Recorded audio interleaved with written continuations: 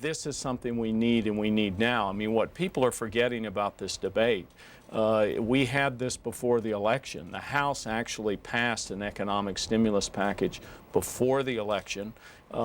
President Bush said he wouldn't take it up and he wouldn't do it. We've needed this for a long time. I really believe there is an urgency to this. We have seen a dramatic change in our economy over the last 4, 5, 6 months. The president has committed to do things differently, and I think he really is. I mean, he's brought in a new team. They're approaching things differently, and so I'm committed to working across the aisle and working with Republicans, but at the same time making sure that we get the job done on this. In New Mexico, we have schools that have arsenic in the water. We have crumbling schools. They have mold problems. There are a lot of things that are happening there that we need an infusion of money so that the kids are in up-to-date schools with the best laboratories and the best computer systems and things like that. And so I think that's a great investment for our future. As a freshman senator serving your first term, former House member, now in the Senate, are you tracking what your constituents are saying when they're emailing and calling your office? I always track what my constituents say. I try to get out to my state as much as I can. I get on the phone with them. I get briefed by all of my staff members who answer the phones and let me know, you know, what's going on in the state. That isn't the final determination, but constituent input is very, very important to me. And where are your constituents, would you say? More for or more against this economic stimulus bill? I think when you ask them, is President Obama's stimulus package that he has put forward and he's asked for, is this something that you support? I think there's substantial support for it. All right. Good morning. Good morning, Senator. Good morning, Greta. Good morning. I see we have a double-headed problem here. On the one hand, we have a credit crisis. On the other hand, we have an earnings crisis. In the county where I live, Doñana County, the median family income is $30,000 a year. People can't buy a lot of things on $30,000 a year. But on the other hand, we have a credit crisis and a credit situation that has gone totally awhack. And when Senator Coburn was on there, he was talking about we have to do something about the mortgages. And the question that I have for you is, presently we have these low mortgages that are out there and floating around, and we don't know the value of them. And they're in these banks, and the banks hold them. And my question to you, without nationalizing the banks, and the two major banks are Bank of America and Citigroup, how are we going, and seeing what's on their balance sheets, and seeing what's in credit default swaps, and seeing what's in collateralized debt obligations, and seeing what's in mortgage-backed securities, how are we going to find out the value of those mortgages? And you're correct. I mean, there are several problems that are going on here. The first thing that we really need to do is get an economic recovery and investment package in place. The second is dealing with the credit and the financial situation, and that is going to be unveiled today by Secretary Geithner. And the third part of this is housing and stabilizing the foreclosure situation. So we need to move forward on all three, and I think we need to move forward in an urgent fashion because our overall economy is hurting. You know, you mentioned Doñana, this southern part of New Mexico. The median income is lower there than many places in the country, and I've heard from many of my constituents that they're hurting down there and they want to see us do something. And so this vote today is going to be very, very important in terms of getting us to conference and moving forward with economic recovery. If people are worried about their government system having too much money flow into it, they ought to be looking at public financing. I mean, that's where the big change would be, is take all this private money out and focus on the public financing of elections. I've had several proposals in that do that, and I think that's the way to go if you're talking about real reform. For 8 years, the Republicans were in office, and this is what it brought me to. and I know quite a few other people that are in the same boat. My question is, what is all these stimulus packages? I mean, we're talking about $1.2 trillion. How is that going to help me or anybody else for that matter?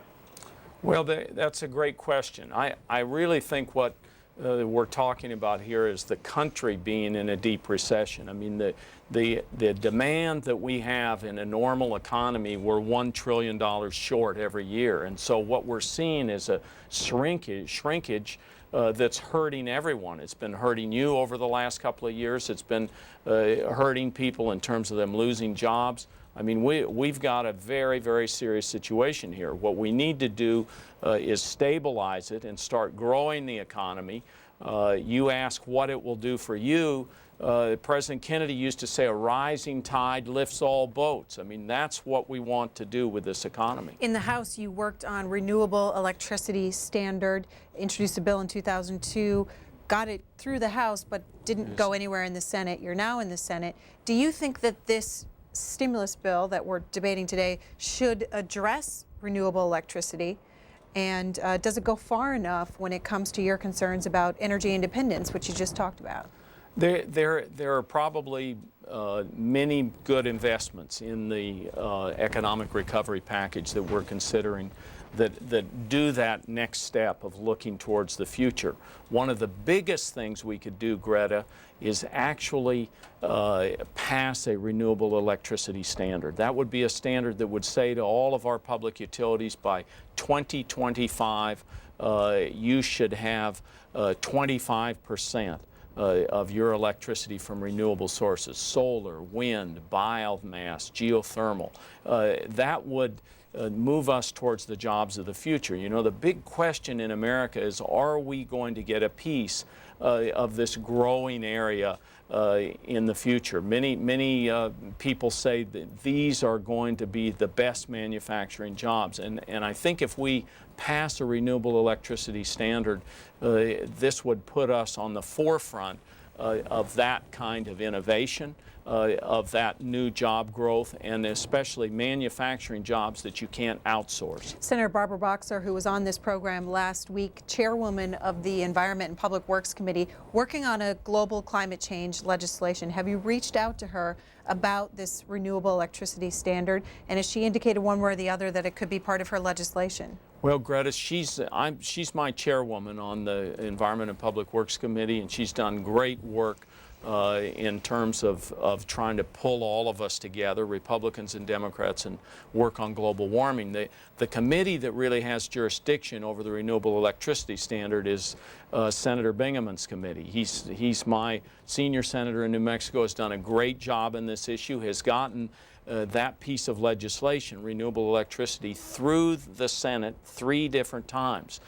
So we really just need to bring the House and the Senate together. We only missed it the last time around when I was able to forge a coalition in the House. We only missed it by 1 vote in the Senate. We now have additional votes. I think many of these new senators are supportive of this kind of approach, and I'm going to work with them closely and with my former House colleagues, and we're going to get this done, I think, in the next year or so. If you ask most of the economists, even the economists that advised John McCain during his campaign, says we need an economic recovery package, and we needed it several months ago. So that's something, a good point that you've made. We're going to act. I think by the end of this week, we're going to have a bill on the president's desk, and he's going to be able to sign it. Senator Udall, what about the Obama administration appointing someone to oversee Indian affairs? What does that mean for your state? It means a lot. 10% of our population is Native American. They've been ignored for a long period of time. Housing, road construction, schools, you name it. And part of this package that we're talking about helps with economic development and stimulates the economy on tribal reservations. So I'm very happy that we've got this breath of fresh air in the White House where they care about Native Americans, and I really look forward to working with them on these issues. The most important thing is for citizens like you to stay involved at the local level. You're going to see money come into your state. The governor's going to give it out to cities and counties.